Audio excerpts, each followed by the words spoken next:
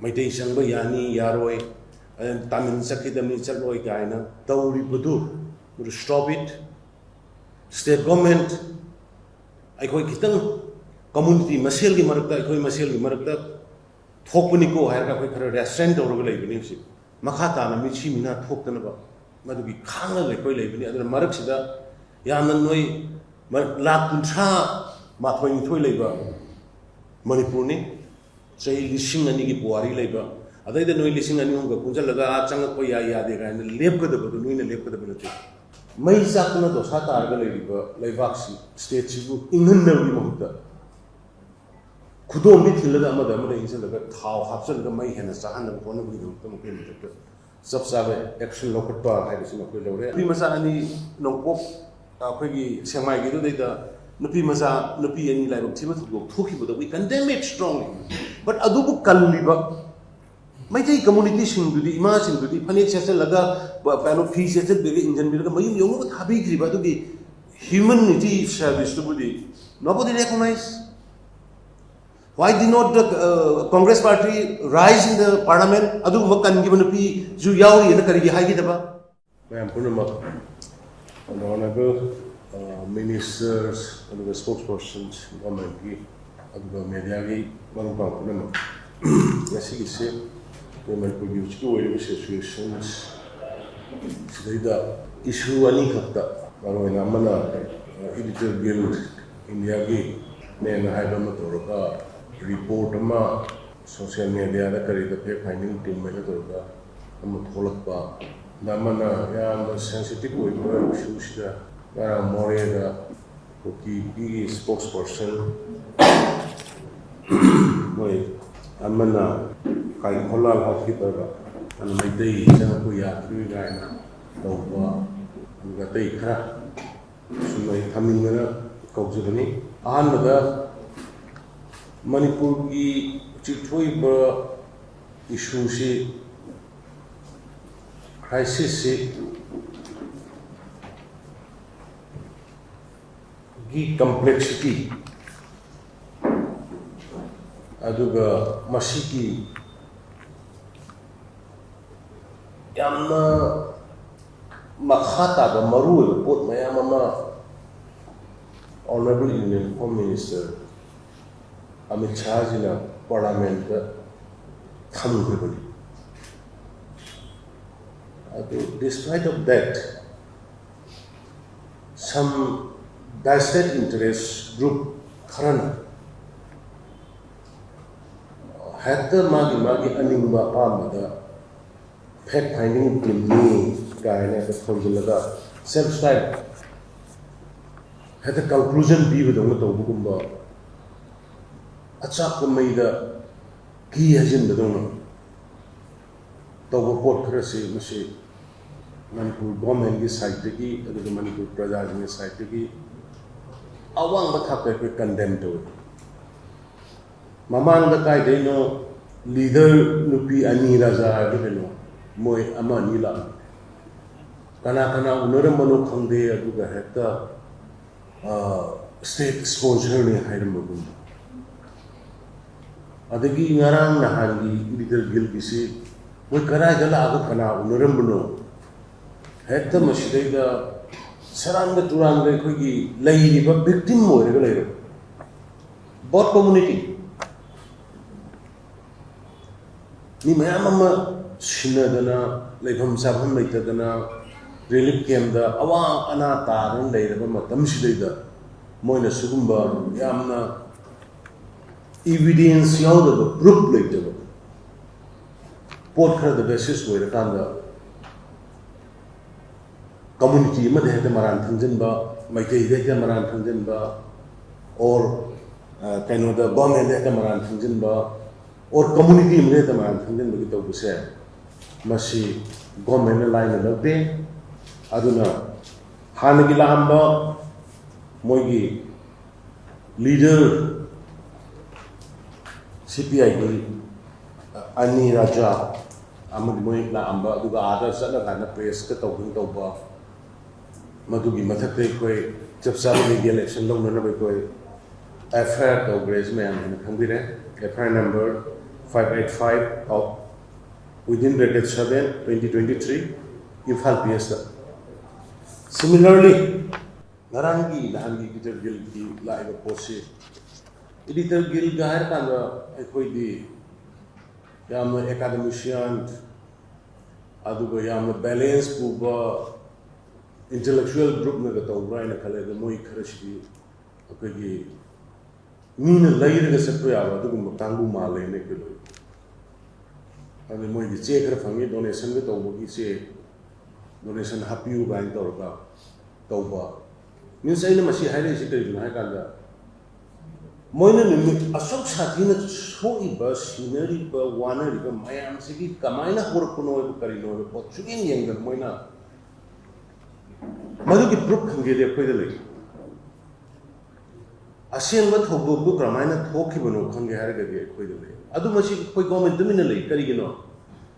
Supreme Court, highest apex court, Magi, Supervision Makada, Committee Mayama Masami, Bharat Sarkar, Aduma, Honorable Prime Minister, the Honorable Home Minister, Makada, retired Chief Justice Ma, Hapaga, Gramaito Brucarino, Biski, Hawamsi, Tigal Ipaho.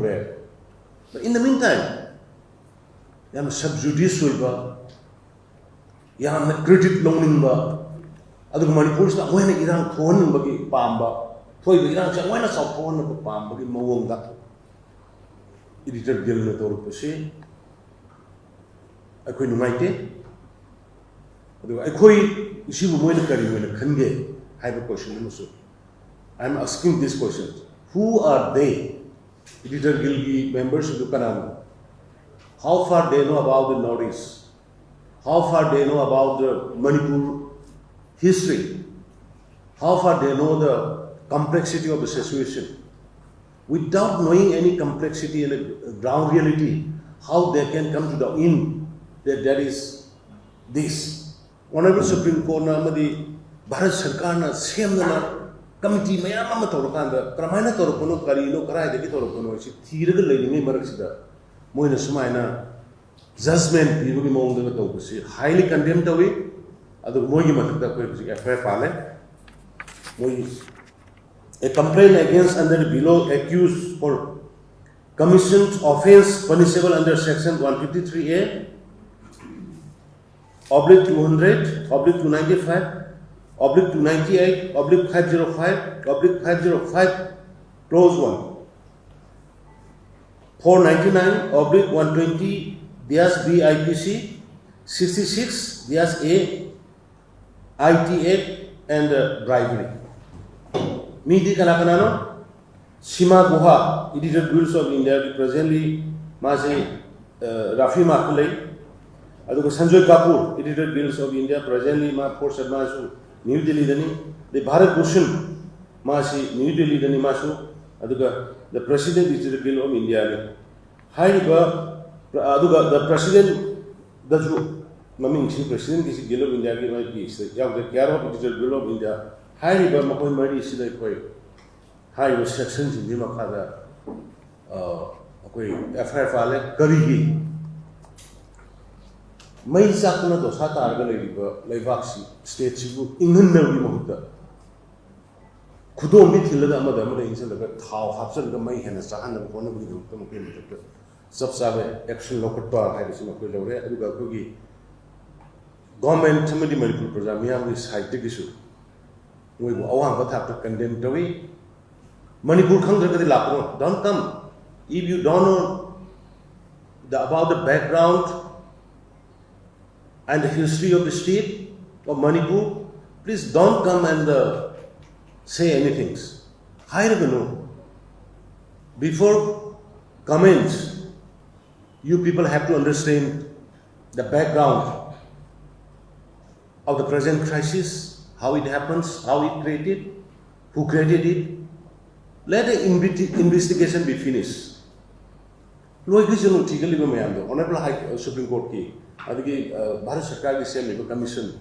Natuna Sumaina, Hector Marakala Kanda, Togusi, Ekoi, condemned to the highest number. ꯑꯗꯨꯒ ꯂꯣꯏꯅꯅ point by point ꯑꯩꯅ ꯂꯣꯏꯅ ꯍꯥꯏꯔꯒꯁꯨ ꯃꯣꯏꯅ ꯁꯤꯗ ꯄꯤꯔꯤꯕ ꯊꯧꯗꯣꯛꯇꯨ ꯄꯨꯡ 10ꯒ ꯃꯈꯥꯏꯗꯒꯤ ꯆꯨꯔꯆꯥꯟꯄꯨꯔꯗ ꯏꯔꯥꯡ ꯍꯧꯈ꯭ꯔꯦ 10:30 AMꯗꯒꯤ ꯃꯣꯏ ꯀꯩꯝꯇ ꯈꯪꯗꯅ ꯃꯁꯤꯗꯩꯗ ꯄꯤꯔꯤꯕ ꯁ꯭ꯇꯦꯠꯃꯦꯟ ꯃꯗꯨꯒꯤ ꯄ꯭ꯔꯨꯐ ꯂꯩ ꯑꯩꯉꯣꯟꯗ ꯗꯣꯀꯨꯃꯦꯟꯠ ꯂꯩ ꯚꯤꯗꯤꯑꯣ ꯂꯩ WhatsAppꯀꯤ evidence lay. The higher point and the most forced to be here and the utopia defay. Other than that, the money has minor Tobusi Numaiti Aduna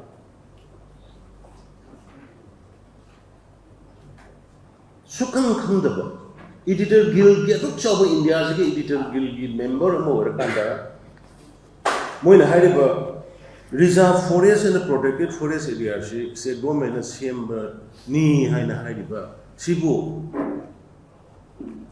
They are illiterate. My editor or my karino question hanging. Reserve forest and the protected forest is purely under the supervision of the India government. India ki 1927 ki forest Indian Forest Act ki makhada. Matam Unasal and 1990 the Manipur Taway. High India government reserve forest belongs to central government. Even single approval, without approval like a single from the central government, state government can do anything here in the state. Even development also. Reserve forest के लम्बा में कोई लोगे के normal scene लगे water supply की सागे higher वाबू दा कोई सेंटर दे या लोग ने अदु खंग दबे एडिटर गिल की मेंबर्स बिलो से फेक ब्रांडिंग टीम ने लाइक से सैंपल है के मोसे इंडियन फॉरेस्ट एक की रूल वो खंग दबे इंडियन फॉरेस्ट एक की नीति नियम वो खंग दबे मोइना इंडियन फॉरेस्ट एक को बिरेन लाखों ब्रो स्टेट गवर्नमेंट लाखों bro reservation forest reservation ji reservation reserve forest is the central government in Lakshmi. Protected forest mogi rule gi niyom mi makha ta tawni. Adu phau khang da bi leader gil gi gangu sina fake finding ne la aga sida akhoi gi marak sida thum tha pa ya bra. Thawajin ba ya bra. Adu na moi gi sugumba pot se koi yamna nungaite adu gi eviction da one community da tawne ne moina Sigi version si Manipur Thugai again honorary Kangu to version there. Not an edited guild with pit or people. Aquila Thugai to the 2015 Dagini. 15 Dagina 23 called away Yum Kayam Thugai. Yum Sami the ground will Thugai. Karaida, Reserve Forest Karigi Public key, General Public key Kanana. Global warming the Kanana. Poppy plantation the Kanana. Siki Mayam say, Tokanda. Say the cookies in the only Yankay up in Gatane, only 59. Maitei Yum 143. Maitei Pangalgi 137. Chinino Nagasingi 38. Chinino Nepali Jingi 36. So my state city Pananaba, Bharat nation city Panaba, Lawel city Panaba, Togo, one sided way of Urukanda, only community among the Gitu guy, any kind of pyramid, but I don't make it a guild. I come up with this one some more. Moisi anti state level. Moisi communal Benham Kambala Kokangun. Anti state, anti national type, Moisi, anti establishment. Benham Kambala, Sai the Mace the key has in Balapane. Aduna. I think I'm a photo with a money, Twitter with the photo, la lesson to Migi Forest Office to community and Migi for Maitarian. When a lady come down, I took say the proof in a BBK with evidence, with photograph, video. Punkaya, the cry the exchange of we cry the exchange of we canan, may have a canana, Karifu, driver cry the Fugi, the Yum Karagi, Kanana, may have cry the Karidomis. Just we have got, Madam, I think state intelligence, central intelligence, I could visualize it. Do I know with video lake with them? ꯑꯗꯨꯒꯨꯝꯕ proof ꯑꯗꯨꯒꯨꯝꯕ ꯏꯕꯤꯗꯦꯟꯁꯇꯨ ꯌꯥꯎꯕꯅ ꯃꯣꯏꯅ ꯀꯨꯁꯤ ꯀꯨꯁꯤ ꯄꯪꯇꯧꯗ ꯇꯧꯕꯁꯤ ꯑꯩꯈꯣꯏ ꯅꯨꯡꯉꯥꯏꯇꯦ ꯑꯗꯨꯒ ꯑꯩꯈꯣꯏꯒꯤ community ꯑꯃꯕꯨ ꯚꯤꯛꯇꯤꯝ ꯑꯣꯏꯔꯕ ꯀꯝꯃꯨꯅꯤꯇꯤ ꯁꯤꯡꯕꯨ ꯑꯔꯥꯟꯕ ꯇꯥꯍꯟꯅꯕ ꯍꯣꯠꯅꯕꯁꯨ ꯑꯩ ꯌꯥꯅꯤꯡꯗꯦ ꯍꯣꯏ ꯑꯅꯤꯃꯛ ꯚꯤꯛꯇꯤꯝꯅꯤ ꯕꯠ ꯍꯦꯟꯅ ꯁꯣꯛꯄ ꯍꯦꯟꯅ ꯁꯣꯛꯇꯕ ꯂꯩ ꯑꯗꯣ ꯑꯅꯤꯃꯛꯇꯨ ꯑꯆꯨꯝ ꯑꯔꯥꯟ ꯌꯦꯡꯉꯀꯥꯟꯗ ꯑꯩꯈꯣꯏꯅ ꯕꯦꯂꯦꯟꯁ ꯑꯣꯏꯅ ꯐꯖꯅ ꯇ꯭ꯔꯤꯠ ꯇꯧꯒꯗꯕꯅꯤ ꯀꯝꯃꯨꯅꯤꯇꯤ ꯑꯅꯤꯃꯛꯄꯨ ꯆꯞ ꯃꯥꯟꯅꯕ ꯊꯥꯛꯇ ꯌꯦꯡꯉꯀꯥꯟꯗ ꯑꯩꯈꯣꯏꯅ ꯃꯣꯏꯕꯨ ꯀꯟꯁꯣꯜ ꯇꯧꯕꯤꯒꯗꯕꯅꯤ ꯍꯦꯜꯞ ꯇꯧꯕꯤꯒꯗꯕꯅꯤ ꯑꯗꯨ ꯅꯠꯇꯅ ꯑꯆꯥꯛꯄ ꯃꯩꯗ ꯘꯤ ꯍꯩꯖꯤꯜꯂꯒ ꯇꯧꯕꯁꯤ ꯑꯩꯈꯣꯏ ꯌꯥꯝ ꯅꯨꯡꯉꯥꯏꯇꯦ ꯑꯗꯨꯅ ꯁꯤꯒꯤ ꯄꯣꯠꯁꯤꯃ ꯑꯩ ꯁ꯭ꯇꯔꯣꯡꯒꯦꯁ ꯇꯥꯝꯗ ꯉꯁꯤꯒꯤ ꯃꯦꯗꯤꯌꯥꯒꯤ ꯏꯆꯤꯟ ꯏꯅꯥꯎꯁꯤꯡꯒꯤ ꯃꯇꯥꯡꯗ ꯑꯩ ꯊꯝꯕꯅꯤ ꯑꯗꯨꯒ ꯃꯇꯨꯡꯗꯁꯨ ꯗꯦꯜꯂꯤꯗꯒꯤꯅꯤ ꯍꯥꯏꯗꯅ ꯍ꯭ꯌꯨꯃꯦꯟ ꯔꯥꯏꯠ ꯀꯃꯤꯁꯟꯒꯤꯅꯤ ꯍꯥꯏ ꯂꯥꯛꯏ ꯗꯦꯜꯂꯤꯗꯁꯨ ꯍ꯭ꯌꯨꯃꯦꯟ ꯔꯥꯏꯠ ꯚꯥꯏꯑꯣꯂꯦꯁꯟ ꯇꯧꯔꯤ ꯔꯦꯞ ꯇꯧ ꯉꯔꯥꯡ ꯃꯛꯇꯗ ꯔꯥꯖꯁꯊꯥꯟꯗ ꯅꯦꯀꯦꯠ ꯅꯨꯄꯤꯗꯨ ꯁꯣꯔꯣꯛꯇ ꯄꯨꯏ ꯑꯗꯨꯁꯨ pregnant woman why editor Gill is talking about it? What is happening in Rajasthan? What was happening in Bengal? 48 hours, the 48 people were killed in the Panchayat election in Bengal. Women were naked and paraded on the road. Nobody said anything. I think why our media, national media also. Today the opinion like the mob is mob. Thousands the lakh of mob. Madudagi nupi macha ani du kannana ba hona thorpa kanda video kapoka kalliba missing body you never appreciate. Hojiki hai nupi macha ani nongpop akhoi semai gi du da nupi macha nupi ani lai ba thiba thugok thoki boda we condemn it strongly. But adubu kalliba maitei community sing du di ima sing du di phanek chese laga pano fi chese de engine bi laga mayum yong ba thabi gri ba du gi humanity service to body nobody recognize.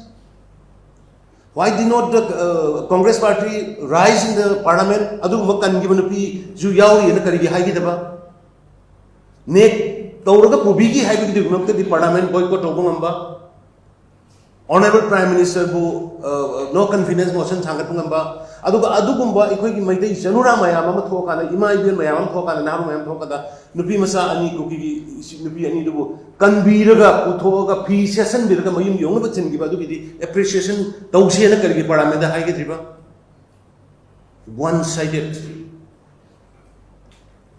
Manipur gi hojik lei se politics ho gaya roi politics ho gi no Manipur kanna bi no ta koi mayam Manipur ki praja mayam na ngasi thengnari ba aikhoi mayam ngasi thengnari je Manipur kanna na aikhoi unitely yes government gi ba civil society is in Nauxing, my girl sing. Government gi oiba reception kitang lei. Aina khangasu loina haiba yadaba. Aina urasu loina haiba tamba yadaba. Aina tawurasu loina khangthok haiba yadaba matam lei. Matam sana mayamda aikoi thabang na ulakani. Aduna aikoina ngangdaba aikoina haidaba silana lobiganu. Sarkar ama pairubugi sarkar amada Chief Minister mo oirubugi mantri mo oirubugi athom aron athop ngakpa haidana koi wasakpani aduna ada honorable prime minister na koina wa maharasu honorable union minister home minister na wa maharasu mayam da loina het tamba yadaba mayam anga puthoga khanaba yadaba aduguma mayam amsu lei aduna imai bel sing adu manoba mayam punamak civil society mayam punamak punin khada biyo laibak ban bahibse aikoi gi amata ngai pa pandam ni sarkar siki sarkar si miyam gi ni miyam gi sarkar ni miyam gi miuni khoi ado miyam na pamba gi against ma chet am gi khoi chadaroi da ba adugumba nasa sini nanau sini aduna khoi thajib gi hai ba khum sima ai thamjage ani subuda narang ngasi su tamil sing sahi mahoron dagi almost head indigenous long na trabuzu koi na sahi sa kaya dagi lai rai ba tamil sin nauk sin more da paisa khai ba sing si ꯄꯤꯕ ꯉꯝꯗ꯭ꯔꯒꯗꯤ ꯃꯣꯔꯦꯗꯒꯤ ꯇꯥꯃꯤꯜ ꯆꯠꯂꯣ ꯍꯥꯏꯅ ꯃꯦꯗꯤꯌꯥꯗ ꯑꯃ ꯌꯥꯎꯏ ꯑꯗꯨꯒ ꯉꯔꯥꯡꯁꯨ ꯀꯨꯀꯤ ꯏꯟꯄꯤ ꯒꯤ ꯁ꯭ꯄꯣꯛꯁ ꯄꯔꯁꯟꯅꯤ ꯍꯥꯏ ꯀꯥꯏꯈꯣꯂꯥꯜ ꯍꯧꯀꯤꯞ ꯍꯥꯏ ꯃꯥ ꯇꯦꯡꯅꯧꯄꯜ ꯗꯤꯁꯇ꯭ꯔꯤꯛꯀꯤꯅꯤ ꯍꯥꯏ ꯃꯥꯅ ꯁꯣꯂꯨꯁꯟ ꯂꯥꯛꯇ꯭ꯔꯤ ꯐꯥꯎꯕ ꯃꯩꯇꯩ ꯆꯪꯍꯜꯂꯣꯏ ꯀꯥꯏꯅ ꯃꯣꯔꯦꯗ ꯍꯥꯏꯕ ꯁ꯭ꯇꯦꯠꯃꯦꯟ ꯑꯃ ꯑꯩ ꯊꯦꯡꯅꯩ ꯃꯥꯁꯦ ꯇꯧꯕꯗꯤ ꯃꯥ ꯃꯅꯤꯄꯨꯔꯒꯤ ꯍꯤꯁꯇ꯭ꯔꯤ ꯈꯪꯉꯝꯃꯣꯏ ꯃꯅꯤꯄꯨꯔꯒꯤ ꯍꯤꯁꯇ꯭ꯔꯤ ꯈꯪꯕꯅꯗꯤ ꯑꯗꯨꯒ ꯃꯅꯤꯄꯨꯔꯒꯤ ꯑꯁꯦꯡꯕ ꯂꯩꯕꯥꯛꯁꯤ ꯉꯥꯛꯄꯗ ꯌꯥꯎꯔꯛꯄ ꯑꯣꯏꯔꯒꯗꯤ ꯃꯥꯗꯨ ꯉꯥꯡꯉꯣꯏ ꯈꯪꯉꯝꯃꯣꯏ ꯃꯣꯔꯦꯗꯨꯒꯤ ꯋꯥꯡꯃꯗ ꯆꯦꯜꯂꯤꯕ ꯆꯤꯟꯋꯤꯟ ꯔꯤꯚꯔꯗꯨ ꯑꯗꯨꯗꯅꯤ ꯏꯄꯥ ꯏꯄꯨꯁꯤꯡꯅ ꯒꯝꯚꯤꯔ ꯁꯤꯡ ꯃꯍꯥꯔꯥꯖꯅ ꯅꯔꯁꯤꯡ ꯃꯍꯥꯔꯥꯖꯅ ꯑꯋꯥꯁꯤꯡꯒꯤ ꯆꯍꯤ 3 ꯈꯨꯟꯗꯥꯛꯄ ꯇꯥꯟꯊꯣꯛꯎꯕꯗ ꯊꯥꯡ ꯆꯥꯝꯃꯤ ꯍꯥꯏꯕꯗꯨꯒꯤ ꯇꯨꯔꯦꯟꯗꯨꯒꯤ ꯑꯗꯨꯒꯤ ꯃꯣꯔꯦꯗꯨꯒꯤ ꯃꯃꯥꯡꯗ ꯆꯦꯜꯂꯤꯕ ꯆꯤꯟꯋꯤꯟ ꯔꯤꯚꯔꯗꯨꯅꯤ ꯃꯗꯨ ꯍꯥꯎꯈꯠꯂꯛ ꯍꯥꯏꯔꯤꯕ ꯍꯧꯖꯤꯛꯀꯤ ꯀꯨꯀꯤ ꯅꯨꯄꯤꯒꯤ ꯃꯤꯁꯤꯅ ꯈꯪꯖꯤꯟꯕ ꯀꯥꯟꯅꯒꯅꯤ ꯑꯗꯨꯒ ꯁꯨꯛ ꯌꯥꯝꯅ ꯁꯦꯟꯁꯤꯇꯤꯚ ꯑꯣꯏꯔꯤꯕ ꯃꯇꯥꯡꯁꯤꯗ ꯃꯩꯇꯩ ꯆꯪꯕ ꯌꯥꯅꯤ ꯌꯥꯔꯣꯏ ꯇꯥꯃꯤꯜ ꯆꯠꯈꯤꯗꯕꯅꯤ ꯆꯠꯂꯣꯏ ꯀꯥꯏꯅ ꯇꯧꯔꯤꯕꯗꯨ ꯁ꯭ꯇꯣꯞ ꯏꯠ ꯁ꯭ꯇꯦꯠ ꯒꯣꯔꯃꯦꯟꯠ ꯑꯩꯈꯣꯏ ꯈꯤꯇꯪ ꯀꯝꯃꯨꯅꯤꯇꯤ ꯃꯁꯦꯜꯒꯤ ꯃꯔꯛꯇ ꯑꯩꯈꯣꯏ ꯃꯁꯦꯜꯒꯤ ꯃꯔꯛꯇ ꯊꯣꯛꯄꯅꯤꯀꯣ ꯍꯥꯏꯔꯒ ꯑꯩꯈꯣꯏ ꯈꯔ ꯔꯦꯁꯇ꯭ꯔꯦꯟ ꯇꯧꯔꯒ ꯂꯩꯕꯅꯤ ꯍꯧꯖꯤꯛ ꯑꯩꯈꯣꯏ ꯃꯁꯦꯜꯒꯤ ꯃꯔꯛꯇ ꯌꯥꯝꯅ ꯑꯦꯛꯖꯥꯖꯔꯦꯠ ꯇꯧꯍꯟꯅꯤꯡꯗꯕ ꯆꯥꯎꯊꯣꯛꯍꯟꯅꯤꯡꯗꯕ ꯑꯩꯈꯣꯏꯒꯤ ꯄꯣꯠꯇ ꯉꯥꯡꯅꯤꯡꯉꯁꯨ ꯉꯥꯡꯗꯅ ꯍꯥꯏꯅꯤꯡꯉꯁꯨ ꯍꯥꯏꯗꯅ ꯇꯧꯅꯤꯡꯉꯁꯨ ꯇꯧꯗꯅ ꯑꯩꯈꯣꯏ ꯈꯥꯡꯉꯒ ꯃꯤꯆꯩ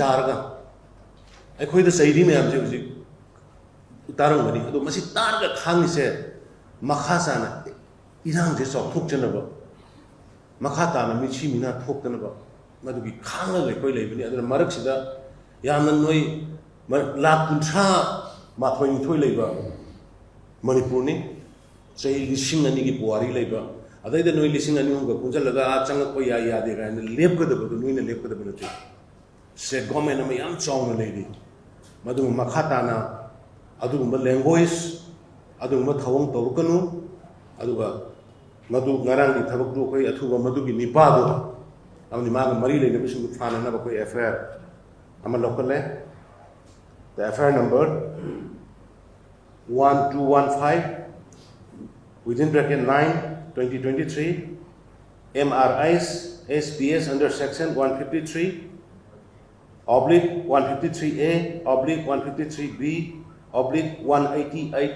IPC हाइबसिकी मखादा हजिकी कुकी एमपीगी स्पोक्सपर्सन हाइबदुगी मथक्ता अखोई FIR अमसु local in the meantime Manipur की मयाम पुनमुक्ता इन अपील तौजिंगसे अखोई थोखिबना थोखरगसु मखाताना मिसिनिना अदुगा थौदो वाथो पामदबसिं थोक्तनबा अखोई कन्ना अखोई पुन होनमिनसे तौगदब खुदिमक कॉन्स्टिट्यूशनली अखोई तौरी तौखिगनी स्टेट गवर्नमेंट हाइकिबा मिटोप खंदोकपा इलीगल इमिग्रेशन खंदोकपा अखोई लेप्ते हुजिकसु मयाम बिरंगनी अखोई बायोमेट्रिक लौबा मोरेदा चांदेलदा लेप्ते सेंट्रल गवर्नमेंट दगी सिगी सेप्टेम्बर था फाउगी मनुंग लोइसलो हारकन अदुबो अखोई अनदर 1 years का मतम पीगो अखोई खुन मयाम अमा थीगदबो वाली खुन मयाम अमा थीगदबो वाली अदुना अनदर 1 years का मतम पीगो इन अखोई मदुगी सिटी इबो लोइरे स्टेट सेंट्रल गवर्नमेंट दगी मिजोराम अमनि मणिपुर इलीगल इमिग्रेंट्स खंदोकपगी थबकसी सेप्टेम्बर थाजिबागी मनुंग लोयोने अखोई इंस्ट्रक्शन पिरकिबनी मीडिया की मनुपांग सुमनी अदुना अखोई अनदर 1 years अमा अखोई मदु एक्सटेंशन अखोई गवर्नमेंट दगी लौगदोरी अदुगा मयामना पामिबा पोट अखोई तखतन तौबनी अदुगा एरिया खरदा बिरेन की गवर्नमेंट चंगपु ngमरोय अदुगा स्टेट गवर्नमेंट चंगपु ngमरोय ना कॉपी याम थागनरी हाइबगी इंफॉर्मेशन फंगदब नते अदुगा हाइ बिरेन गवर्नमेंट सि सेंट्रल गवर्नमेंट ली सेंट्रल गवर्नमेंट नंगरगा लेबो पोनी बिरेन अमदी भारत अखोई मणिपुर लेरिबा बीजेपी की सरकार आइना लुसिंजबगी वानी अखोई मयाम अमना पाइमिनबनी कम्युनिटी पुनमक पाइमिनबनी सेंटर दे लेरिबा नरेंद्र मोदी जी की निशा मुक्त Bharat Manipur war on drugs है भारत अपुंबगी निशा मुक्त भारत मूवमेंट नि वार ऑन ड्रग्स नि मदे कनामदन थिंगमंग मोय मदुगी मयामदा बिपाइनबा लेबिगनु अखोई मतम मतम की हेड इंफॉर्मेशन खुंबगा army Assam rifle commandos paramilitary forces state police सेनर कांदा कोई poppy thaba thing maka sathagani drug ki mayok sathaba campaign akoi maka sathagani sathani no wafung krasi ai mayam na thamjage haidana mayam ko jibani